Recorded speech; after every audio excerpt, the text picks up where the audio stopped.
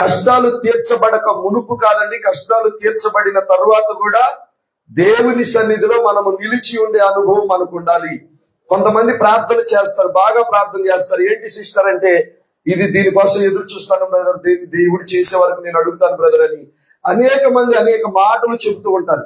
కానీ అబ్రహాము ప్రార్థన జీవితం ఎలా ఉందంటే, ఆశీర్వాదమును పొందుకోవడానికి యెహోవా సన్నిధిలో నిలబడి లేడు. ఆశీర్వాదము పొందిన తరువాత కూడా చెప్పండి, దేవుని సన్నిధిలో అబ్రహాము నిలిచే ఉన్నాడు. దేవునికి స్తోత్రం, హల్లెలూయా. కాబట్టి మన విశ్వాస జీవితంలో దేవుడు మనకి ఎన్ని మేలులు చేసినా గమనించాలి. మేలులు చేయక ముందు చేసిన ప్రార్థన పూర్తి చేయండి. మేలులు చేసిన తరువాత ఎవరు చేయరండి. మేలులు పొందక మునుపు చేసిన ప్రార్థన పొందిన తర్వాత ఎవరు చెయ్యరు. మిమ్మల్ని మీరు పరీక్షించుకోండి.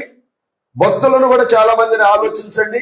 దేవుని ఎదుట ఒక మేలు కొరకు ఎదురు చూచిన తర్వాత, ఆ మేలు పొందుకున్న తర్వాత, ఆ మేలు వచ్చేస్తుంది అని అర్థమైన తర్వాత చేసే తంతు ఏంటంటే కృతజ్ఞత కూడిక. దేవుణ్ణి అడిగాను, కృతజ్ఞత కూడిక పెట్టాను, ఆయనకి ఇవ్వాల్సింది ఆయనకి ఇచ్చేశాను. చెప్పండి, నాకు ఆయన చేయాల్సింది చేశాడు, ఆయనకి నేను చేయాల్సింది చేసేసాను. ఇక మా ఇద్దరికి చెల్లైపోయిందని చెప్పి ఎవరికి వారి ప్రార్థన నుండి డిపార్ట్ అయిపోతారు, అంటే పక్కకు తప్పుకుంటారు.